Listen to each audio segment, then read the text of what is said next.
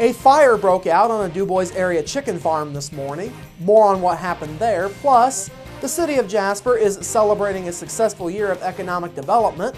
More on what city officials are hoping for down the road. And sports with Kurt Gooksell.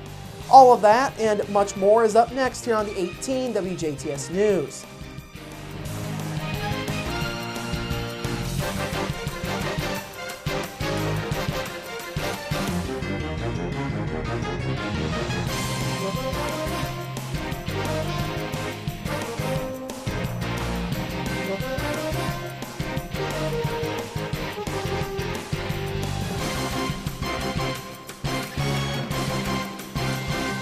Hello, I'm Bradford Raths. We begin this evening with a fire on a chicken farm near DuBois that broke out this morning. Around 10:30 a.m., DuBois volunteer firefighters were called to a property owned by Charlie Bushketter located along the 6,000 block of North County Road 325 East. DuBois Fire Chief Steve Kolb said Bushketter just arrived at the barn and discovered flames in an area where chickens were kept warm by a heat lamp. Charlie came down and noticed some flames in the building, and he called 911, and units on the scene arriving first found a fire there where he heated his chickens up with a heat bulb, and that's what caused the fire. Kolb noted though damage to the barn was minimal, Bushketter was in the right place at the right time. Kolb said damage was estimated at about $2,000 to $3,000. 20 firefighters were on the scene for about 45 minutes, and Memorial Hospital EMS also assisted. In other news this evening, Jasper police are looking for help in identifying a woman that is accused of defrauding the Kmart along 3rd Avenue in Jasper last weekend. Police say this past Sunday, a woman walked into the Kmart with an infant, put about $1,500 of merchandise in her cart, and checked out using a fraudulent card in the electronics department. Police say the card, which the woman stated was a debit card, was actually a prepaid gift card that had never been registered. The employee running the register was relatively inexperienced, according to authorities. Now, officials with Kmart say the same woman attempted the same thing at a Henderson, Kentucky Kmart, but she was unsuccessful there. Police also say the same woman pulled this scheme successfully at the Sunoco convenience store in Ferdinand.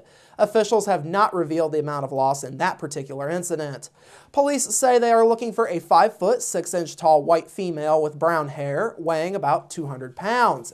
Police further say the woman was wearing a yellow hooded sweatshirt with the word pink on the front. The suspect also appeared to have another woman with her, according to police, though they say they can't determine if the other woman knew that a crime was being committed. Jasper police ask anyone who has any information on this incident to call them at 482-2255 or the anonymous tip line at 481-COPS. There's a lot going on in the city of Jasper. It's a phrase that's been heard a lot of late, and it was the subject of a special celebration this morning. This morning's meeting of the Jasper Economic Development Commission was centered around a presentation by Mayor Terry Seitz concerning this year's economic growth in the city of Jasper.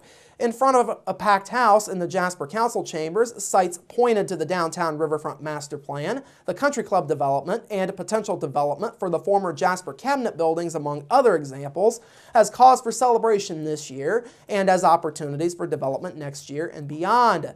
Seitz additionally pointed to his vision for municipal infrastructure, specifically working with INDOT to connect Jasper to Interstate 69 and an innovative application of technology such as fiber and Wi-Fi, among others. Economic Development Commission President Andy Sager says the city's tax abatement program that has been in place for a couple of years has been helping economic growth. He says that has come through expansions as well as new business. If you take the past 2 years as a whole, we've had a number of existing Jasper businesses and new businesses come through the program, and that's what makes it exciting. And we're looking to do whatever we can to help further market the program and to help further the economic development objectives for the city, and that's really going to be our goal as we look forward to 2014. Sager says though the expansion of businesses currently in Jasper is important to economic growth, continuing the trend of bringing in new businesses will be key for next year and going forward. We're looking to make sure that through word of mouth, through the media, through whatever else that we can do, that we're making sure others outside of our area are aware of this program and what it means. And we're looking as a group to do whatever we can, as I said, to further the overall objectives for economic development in the city. During his presentation, Seitz also touched on recommendations from City Visions and Gamble & Associates concerning future development in the city. Seitz stated that the consultants recommended that the projects be connected and not to do one-off projects that may take away from the positive developments in the city. Seitz concluded his presentation by stating the need for the city to move forward with development in order to spur further economic growth. He says the city has many opportunities to develop, but it can't afford to sit still and do nothing. You can view Mayor Seitz's presentation in its entirety by going to jasperindiana.gov and going to the Documents Center, which is under the Online Services tab. In final notes this evening, residents in the town of Ferdinand will be receiving recycling bins tomorrow as part of a new contract with Monster Recycling. The recycling company, which is owned by Paul Vogel Jr., will be delivering the bins to each home in Ferdinand throughout the day. The cost of the first bin was already paid for through the Ferdinand Town Council at their November meeting. That came out to a grand total of just under $9,900 or $10.73 per bin. Ferdinand Clerk Treasurer Beth Schulteis says the town is hoping that the program makes a difference in several ways over time. One of the things we're hoping to see is a reduction in the amount of trash that we have to haul to the landfill. The tonnage, we hope, becomes less, and that will help us save money on landfill charges. And also we want to see people recycle. The cost also included 102 extra bins in the case that some folks wish to buy a second one. The second bin would cost a resident $15, and you can contact Schulteis at 367-2280 to purchase a second bin. Now, the contract for the new service will be for 2 years, and the town can opt out of it with 30 days' notice. Vogel Jr. would be able to opt out of the contract at any time if the cost of diesel fuel hits $4.35 per gallon or above.